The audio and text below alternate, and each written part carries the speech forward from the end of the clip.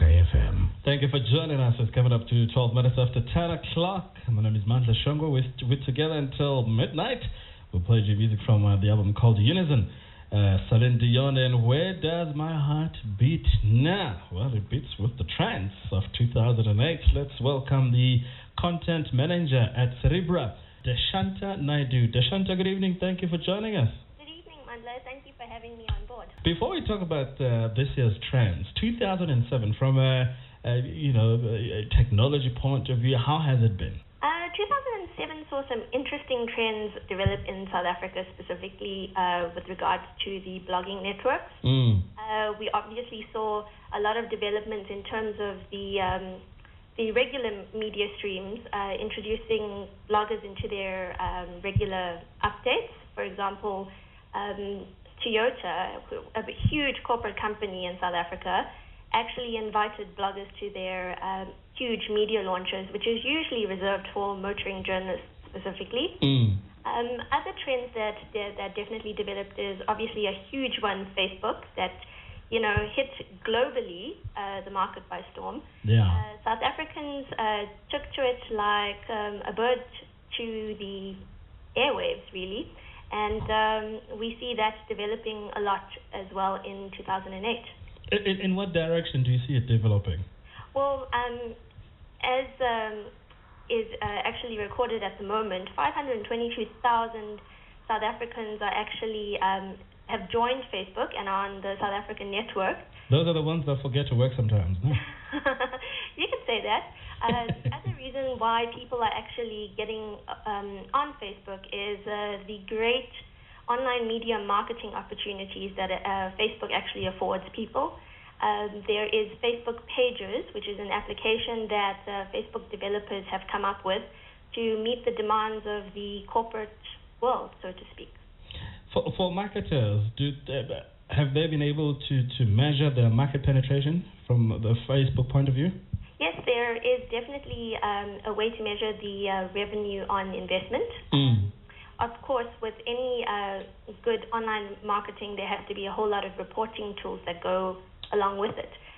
Facebook obviously does have that type of reporting where people could actually access the information geographic locations at least, specific to the market or niche that they're targeting.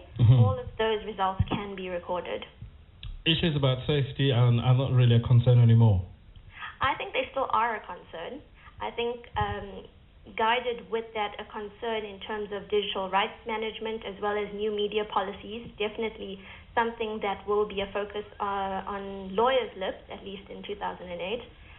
Something that South Africa specifically needs, is to develop a specific new media policy that is guided towards blogging, social networking. In order to keep, the most private information private, we do need those type of laws or regulations in place to protect the consumer while they're online. Digital rights information, tell us more. Digital rights information, or at least digital rights management, it's something that Microsoft as well as companies like Apple are looking into. Apple has their own set.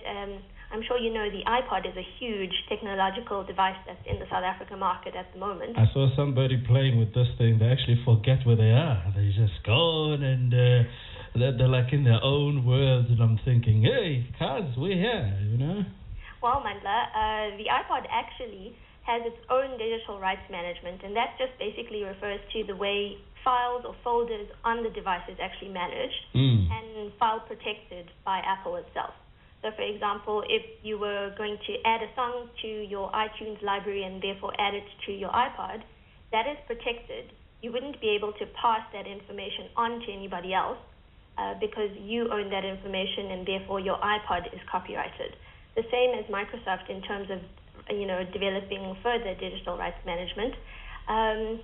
So you're saying, Deshanta, you're saying individual iPods copywritten? Yes, as well as the music itself that is copywritten. The artist obviously has the royalties, and therefore the reason why piracy or digital piracy is not exactly the best way to actually be passing on or retrieving information is due to the fact that royalties are not paid to the people that it's due to. Digital rights management, if it was facilitated in a way that it gave the consumer enough leeway to, pass on the information from device to device that they have. Because sometimes people have more than one MP3 player at their disposal. Those kind of digital rights management regulations need to be thought through a little better. Definitely, MP3 devices do have their own type of file protection mechanisms that operate on each device. Therefore, the Microsoft Zune, I think, is the MP3 device that Microsoft launched. That is definitely different to the Apple file system. So what it means to musicians and artists, they might just be making a little more money because this gets you to buy the music. Yes, most definitely. The other trend that you will see a lot more, or I could see playing a bigger role in South African musicians' lives this year especially, is the fact that more artists will be using social media marketing to promote the sales of their albums. I've already seen a trend start on MySpace with a lot of South African artists. Koos Kombees, for example, RJ Benjamin, who's a really good soul funk musician, is also on MySpace promoting his latest album that's launching at the end of this month, actually. Do they actually make a lot of money? Because, when you talk about how many cents a musician gets from each rand that comes in, from this, this approach, MySpace or Facebook, do they really make good money?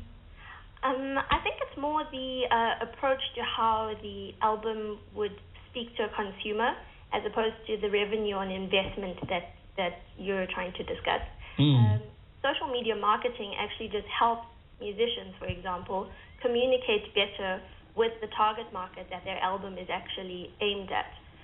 You'd be able to get to your fan base better if you were using, for example, Facebook. You'd be able to, do interviews more interactively and informally as opposed to just using those regular media streams that I discussed earlier. In terms of the sales of digital music online, I suppose if you're talking rands and cents, and for example, I know Musica you can download a track from their online music store for about 8 rand. So there's definitely a lot of cents to add up at the end of the day if the digital sale of music takes off in South Africa. Except that you'll never have a hard copy and the sleeve to read all the lyrics. Well, I must admit, I am definitely an old school music listener. I definitely enjoy a CD or two. Try and get those as often as I can if there's good music out. But in terms of that digital rights management that we were talking about earlier, that does allow you to download, various sleeves of CD covers and all of that type of marketing material that would come with a physical CD via the internet. So I'm guessing that's the next phase of, digital music.